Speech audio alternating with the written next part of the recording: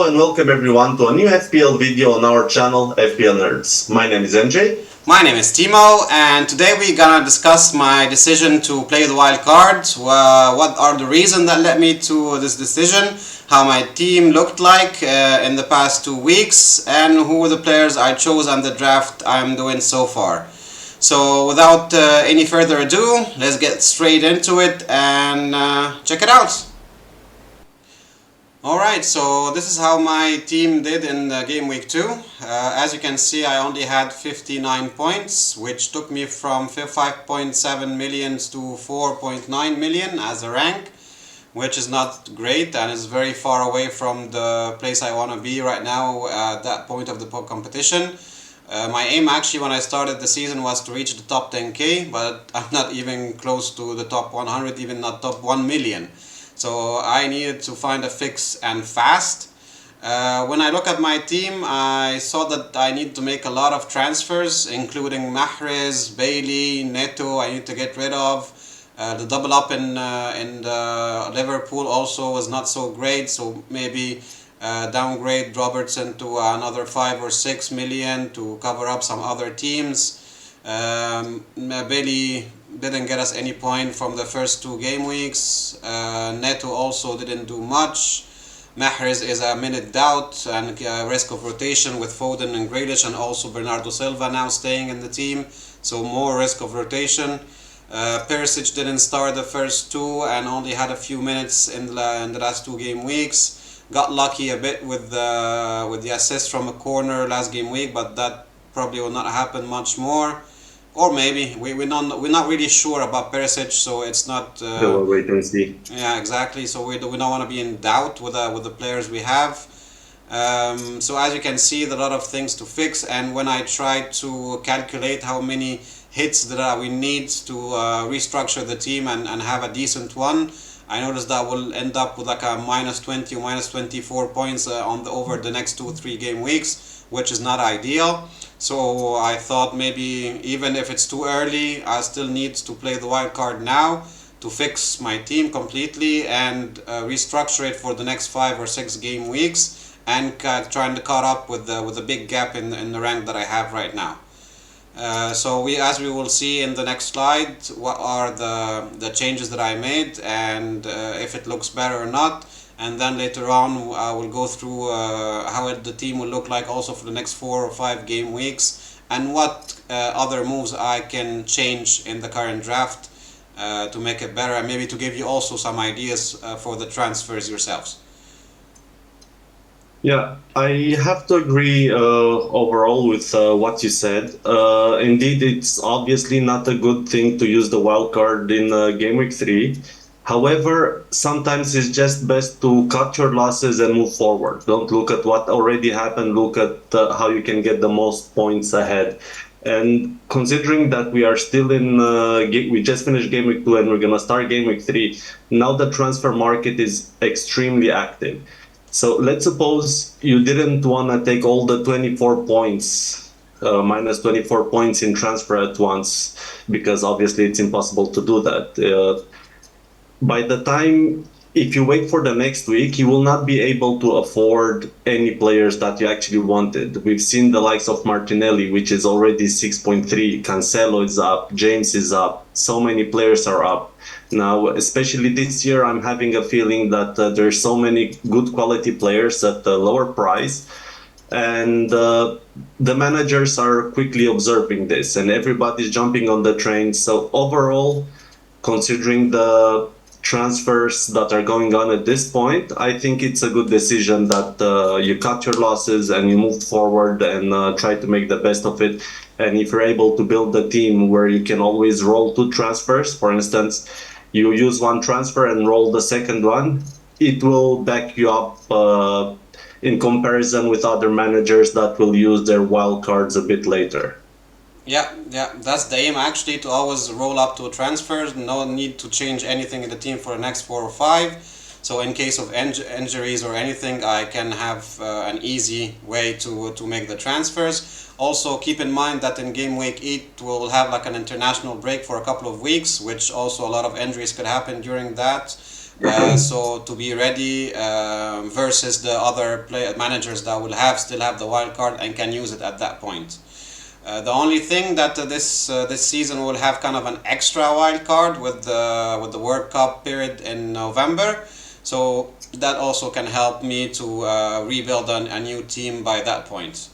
All right, so let's jump into the draft and see which player that ended up in my new team. All right, guys. So let's go through my current draft so far. We'll start with the back. So as you can see, I chose to go with a 4.5 goalkeeper. In that case, it's Sanchez. When I took a look at the 4.5 million options, of course there is Raya, there is Henderson, there is Sanchez, and I think Sanchez has the best fixtures on paper. So for the upcoming 4 or 5 game weeks. And I actually had them the last season for most of the season, and he did really good. Even if he doesn't have a clean sheet, he usually gets a few save points. So I think Sanchez is a good 4.5 million goalkeeper option, and he will be staying there until maybe the next wild card when we have the international, well, not the international break, but the World Cup break in November. So moving on to the defense, I have Alexander-Arnold, which he was already in my team, but he's not going anywhere. Trent have the highest XGI of all the defenders in the Premier League so far, and even if he didn't have a clean sheet, as we saw last week, he still got some bonus point. So he's a bonus point magnet. He the most likely to get us any returns from the defense in Liverpool. As he likes to shoot from outside the box, he's doing a lot of crosses, so he can get a lot of assists to the other colleagues and the other teammates. So Trent is staying and not going anywhere. And after that we have Cancelo. Cancelo also was in my team, and he's also not going anywhere. And the last 2 matches he got me 7 points and then 11 points. Even surprisingly, in the first game week he had a yellow card and he still managed to get a bonus point. So it means that he will always get you an extra point here or there. And also we have the probability to get you an assist or even a goal, as we saw that he is capable of doing that from last season. Now, next to him, I chose to go with Walker. Man City have a very good run of fixtures coming up, and they kept a clean sheet in the first 2. I know that Walker don't have the best stats. Actually, they're not there at all. However, Walker will get you the clean sheet points that you need, and could get you the odd goal here or there. He still have a chance of getting some returns. Not as much, so I'm not counting on them, but I just need him there for a cheap Man City defender with 5.1, I think he is right now at the time of recording, because the double up of Man City looks very, very good for the next few weeks. Yeah, and they already have 2 out of 2 clean sheets, so Indeed. Pretty good. And I also thought about going maybe with Ake, but I'm not very sure that Ake can keep his place, because Stones and Laporte are there. We know that they are both injured and not really fit, but in a couple of game weeks they could start be rotating, and also knowing that in game week 8 we'll have an international break with Champions League, and even before that Man City are scheduled to play some friendly game with another team, can't remember who right now. So there gonna be a lot of rotation because Pep will be resting his player. So for the next few weeks, I think Walker is pretty nailed on, and will get you the clean sheet for sure. For 5.1 million, he's a great option in the Man City defense.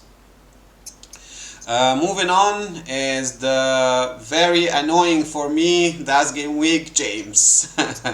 Because, man, the goal that he got in the last few minutes in the match really destroyed my game week.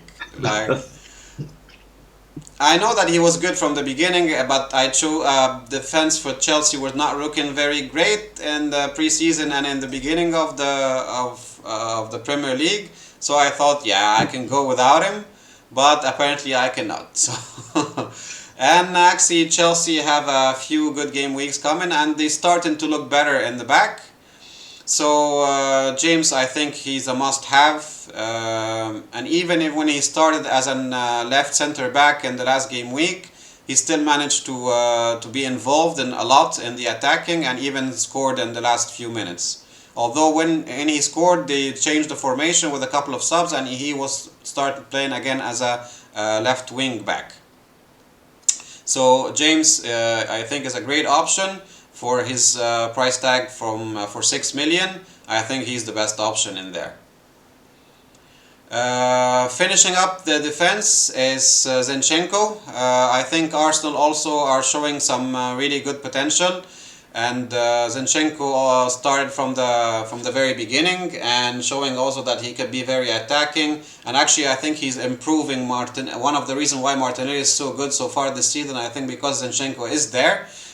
They were spot on with the changes they made in their team and the new signings. And I think Zinchenko can bring you a few good more points in the upcoming weeks. So that's it for the defense. Okay, so moving on to the midfield, I went with 3 players, so I have a 5-3-2 formation. Starting off with Mo Salah, I think there's not much to say about Mo Salah apart that he's a very consistent player. He's always competing for the Golden Boot in all the seasons. He always gets you the points. He's on penalties. He's a 90-minute man, and he already scored in the first match. He had like 14 touches in the penalty area in the last 2 game weeks, so he's always there in the right positions with 5 shots, 2 on target. So I think Salah is a no-brainer, is one of the players that I put in the beginning of the season and keep him till the end. So I'm not going to waste too much time on that one. Moving on to the second spot, which is Kulusevski. I wanted to have like an 8 million midfielder in my draft, and I looked to the available option. I think the best 2 for me were Kulusevski and Diaz. But since I will not have Kane or Son in this draft, I will need to cover the Spurs offense, since they have a very good fixtures coming up. So, and I think Kulusevski looked really good, at least in the first game week, and he's have the most probability to get you some points beside Kane and Son.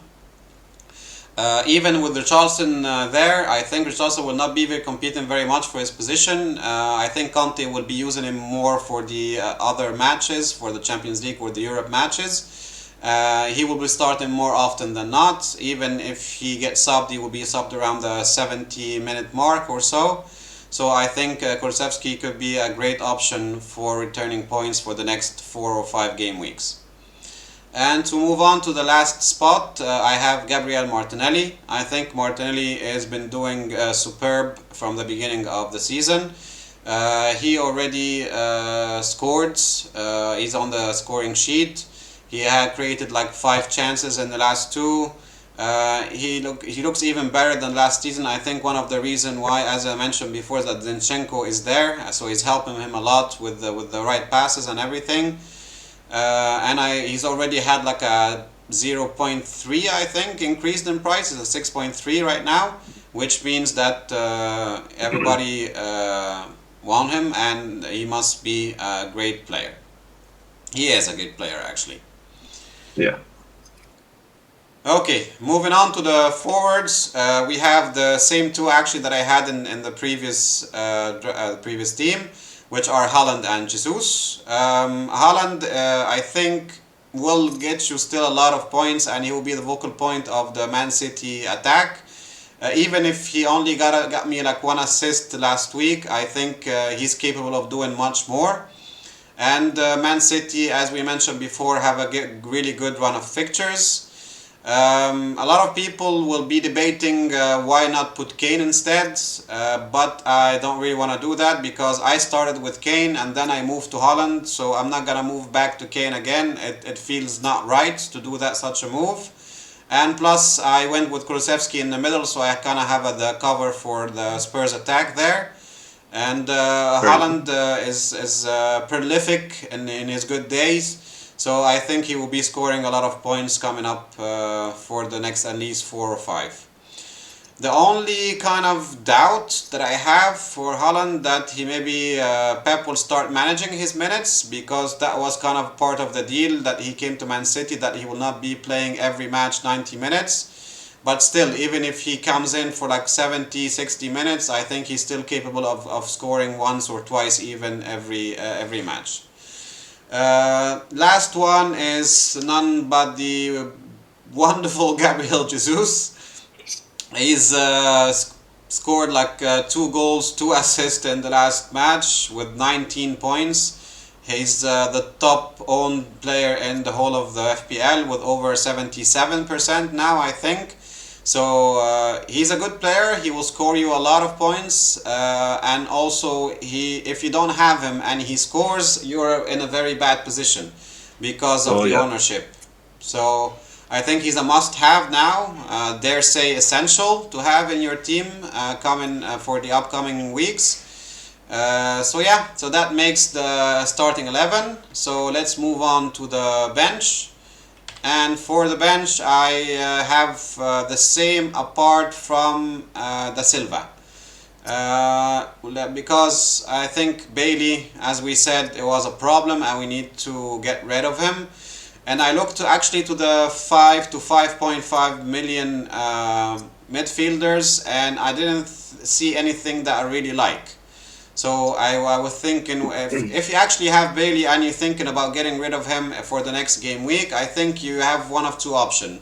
Whether to downgrade somewhere and upgrade Bailey to a 6 or a 6.2 or 0.3, in that case Martinelli, or to go down completely to a 4.5 or 4.6 in the case of the Silva, because the options in the middle are not really looking that great. A lot of people actually are talking about Gross in Brighton, but looking at his previous seasons and his stats and stuff like that, I don't think this is very sustainable what he did already, and I don't think he will be continuing on scoring as he did in the first two. So for me, Gross could be a good punt for some people, but I'm not really convinced with him. So, and after that you have Gray 5.5, or maybe Gordon, but Gordon also there's a lot of talks about him moving to somewhere else. So not really a great option either. So I think, in my opinion, whether to go up to a 6 million or to go down to a 4.5, 4.6. And in that case, I chose to go down, so I have more money to spend back in the defense. And I think Da Silva is a great option. The stats are not really there yet, but he got in and he scored. So, and I think he will be starting more often than not. And is a good option to keep on the bench as a replacement if any of the first 11 don't start. Mm-hmm. Although I still think that Andres Pereira is still the best 4.5 option. He have currently a yellow flag because of a knock from the previous game week, but I think he should be fine to start the next one. In any case, I think Andreas and Da Silva are the best two options in that price bracket if you're thinking on moving from Bailey to someone else. And finish up in here, it's Archer. He's just a 4.5 filler in my team. I don't think he will be getting more a lot of minutes, so he's just gonna be like third on my bench most of the time. And in the goalkeeper spot, I still kept Ward because he's a 4 million playing goalkeeper, which can come in case Sanchez get injured or anything. Will get you a couple of points here or there. And actually maybe considering put him instead of Sanchez for the starting 11, but I'm still 50-50 on that one. I'm still not decided whether to start him over Sanchez or not. So that's it for my current draft so far. So, thoughts? Let's destroy my team, MJ. No, it's not gonna be the case this time. I actually like it. I know it's a 5-3-2, which is not very recommended, let's say, considering the flexibility of the team. But looking at your subs as well, considering you have Da Silva and Andreas, okay, they might not be the best option to start, not at all actually. However, in case of an injury, in case you cannot play the back five, this is a not so bad option. They both are playing pretty attacking in their teams. I think they will both get the minutes. So yeah, this would cover for the structure itself. But the main thing that I actually like about your team, the team that you put together. Okay, to start off with the defense, for instance, you got the three main guys that the three main defensive threats for anybody's team, which is Trent, Cancelo, and James. Okay, you can arguably add Robertson as well, but considering most of the, or not most, many managers are transferring him out, those are the three main threats, and you got that covered. Now, next to them, you have Walker and Zinchenko, which are 2.5 million, or actually 5.1 and 5.2 million. And what I like about that is that this 5 million defender price point, it really gives you options. If you decide to move from Walker and you see that Kukureya will start getting more and more minutes and he's becoming a key part, you can always move. You also have Trippier and other 5 million defenders that can actually give you attacking returns. And moving to the mid, uh, yes, you don't have the four midfielders. However, the three that are there seem pretty essential. You have Salah, which is non-discussable, all right, and Martinelli, which is showing great form, and for his price, I definitely think he's the best option that you can possibly have. And next to them, it's Kulusevski. Why I actually like Kulusevski? It's once again his price point, because he's already gone up in price. He's 8.1, which will leave you more flexibility in the future if he starts blanking or anything, or he starts to be benched, for instance. You will have options to move to all of the other 8 million midfielders. Because if I'm not mistaken, he's the only one who went up in price. Yeah, pretty much. So, yeah, I really like the structure. This is what I think will be your main positive thing in this team. And in regards with the attack, not really much I can say there. It's pretty standard. You Gabriel Jesus, which once again the only question about him is whether or not he will be a captaincy option for the coming weeks. And Haaland, it's gonna be for most people either for people who have the premium attacker will be either Haaland or Kane. And we can argue, we can talk about it half an hour, and we're still not gonna reach a decision which one is the better choice. So yeah, and bench obviously it's pretty basic, but template is not bad. It's template for a reason. You have Ward in order to be able to move to change with Sanchez for all the difficult matches. And yeah, overall, I think it's a really nice wild card. And it's very good that you played it now, considering the price changes. I know I'm repeating myself, Yeah. but if you would not have done this, you would have been risking of not being able to get two or three of these players that you were able to afford. True, and actually, the thing that when I made the decision to go to the wild card, I caught all the price rises. So I went from 100 million team value to now 100.6, I think, which is great, which will help me a lot in the upcoming game weeks if I need to make any transfers for a much a little bit higher in price players. Mhm. Another thing which not many managers are thinking about is the fact that with every wild card that we play, we actually lose a little bit of value. True. Okay, in the team. Now, this year we have three wild cards, and trying to build this team value as high as possible will be very crucial for our last wildcard that we're gonna play. I don't know, most probably around game week 30 or something. Still, it's a wait and see according to the fixtures, to the cup, Champions League matches, etc. So yeah, good thing you're building up your team value, and it's gonna really help you out in the future. All right, nice. Thank you, man. That's a bit reassuring.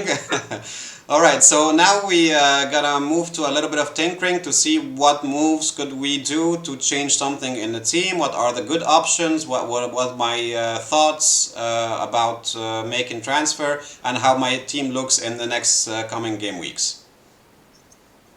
Right. All right, guys. So on the screen is a copy of the draft that I just showed you. I'm using a website called fpl.team, which is a great tool if you want to plan ahead your game weeks. You simply enter your ID, and then it will get your current team, and then you can start tinkering around and moving players to see what are your best options, and arrange your transfer plans. And if you want, we're gonna leave a link in the description below. We're not sponsored or anything by the website. It's just a great tool to use for FPL managers. So we're gonna discuss now a few options that we could do in the draft and see what are the changes we can do. For instance, one of the things that I thought of doing is actually to take out Haaland, get in Ivan Toney, and remove Kulusevski, get in De Bruyne.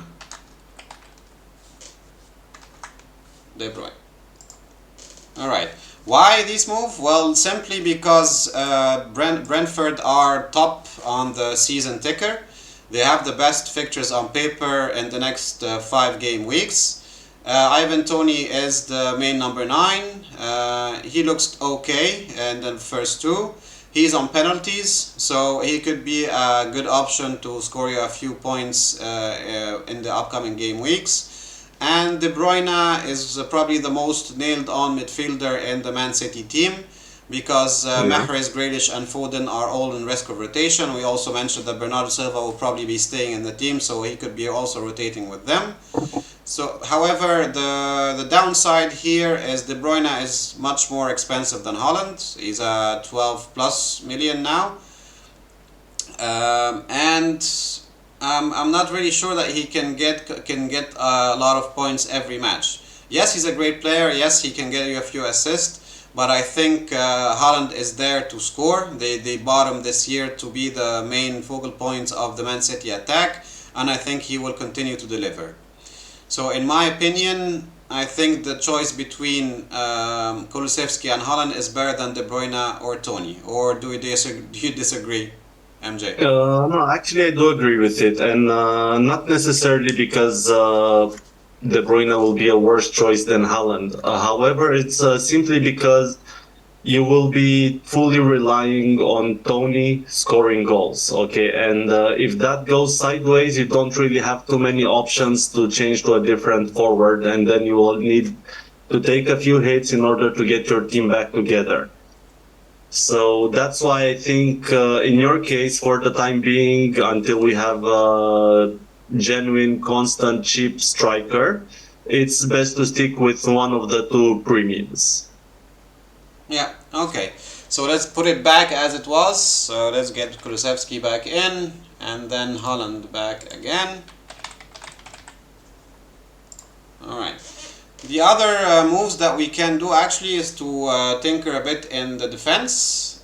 So for example, instead of having Walker, we could get in Ake for 5, which is 0.1 cheaper.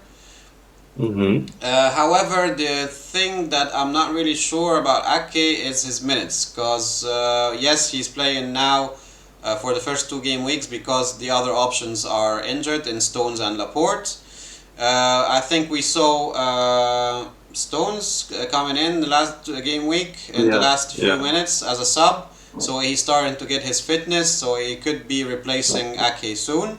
So and Walker seems to be more nailed on than Ake, so that's why I chose Walker instead, even with a slight increase in price with Walker.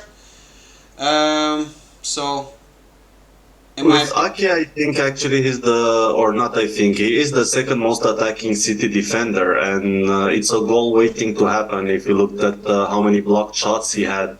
However, as you say, that rotation risk, especially in a Pep team, it's a bit too risky to start with in a wild card. The point of the wild card is to have your team more sustainable and to have this stability in it. Well, if you get Ake, yes, you might get some good points in the next 2-3 game weeks. However, long run, we don't know what's gonna happen. There's Stones, Laporte will be back soon as well, and the competition for the CPs will be big again. Indeed, indeed. Alright, so Walker, we established that he is the better option for now. Alright, The so question is yeah. Kukureya. Did you think about Kukureya between this 5 million spot? Did you think of getting Kukureya instead of Zinchenko or Walker? Well, to be honest, it crossed my mind. I think Korea could be a good punt for the next maybe 2 to 3 game weeks, but after that he will be competing with Chilwell in this position. And Chilwell, when he is fit, he showed that he could be a really good option. So Mm-hmm. I don't want to also get in the same point of rotation risk. I want a stable wildcard team that will help me for the next 4 or 5 game weeks. So yeah, Gorilla could be a good punt for 2 or 3 weeks, but I'm playing on the longer term, so I need something more stable for the upcoming 4, 5, even 6 game weeks. Alright, so let's look now how the team will look for the next maybe 3 or 4 game weeks and if I will be needing to do any transfers. So let's move for example to game week 4. This is how it looks for game week 4. So as you can see, not much to change here. Sanchez have a good match at home against Leeds. Trent is facing Bournemouth. Man City are facing Crystal Palace at home. Zinchenko is facing Fulham at home. So as you can see, overall it's all good fixtures on paper, so no need to do any changes there. If we move to game week 5, you will still see that still pretty good. All the players are facing pretty much good fixtures on paper. For example, Trent and Salah are facing Newcastle at home, should be good. Although Newcastle are a bit solid defensively, I still think there's a capability there for attacking returns. And then Man City are facing a very nice match, Nottingham Forest at home, which could be also a potential captaincy shout for Haaland. And all the other also look good. So far until game week 5 now, I don't need to make any changes. So I'm gonna keep rolling the transfers. I think in game week 6 here it start maybe to be a bit different as Arsenal will be facing Manchester United. Although Manchester United are not in a good form, so it could be a good match for Arsenal. Still risky. Yeah, a bit risky of course, but here it's not that much of a risk, and even if it is, I still have Andreas and Da Silva on the bench. I can always play Da Silva instead of Zinchenko, for example, in the midfield because they are at home and Brentford are quite good. So I can always do that. No need also, I think, to make any changes at game week 6, apart from maybe playing Da Silva ahead of Zinchenko. And maybe at that point, if anything happened with injuries or I see that Arsenal are not doing really good defensively, I can move sideways from Zinchenko to another 5 million defender, as you mentioned in the previous slide. There's a lot of options there. Yeah. Then in game week 7, then here it gets a bit more complicated because Man City are facing Tottenham. So I will have Haaland, Cancelo, Walker and Kulusevski facing each other. And here maybe I can start thinking of doing a couple of transfers to restructure the team. Maybe remove Walker, move to another 5 million defender. Maybe move Kulusevski to Diaz because so they will have Wolves at home, which is a good fixture for Liverpool, for instance. So I can think of a couple of options that I can do. But the good thing that since I've been rolling the transfer, I will have 2 free transfers to do, and maximum if I really have to, I can always take a -4 hit, which I don't think I will have to. But yeah, things are looking good for the next 5 game weeks, 4 or 5 game weeks.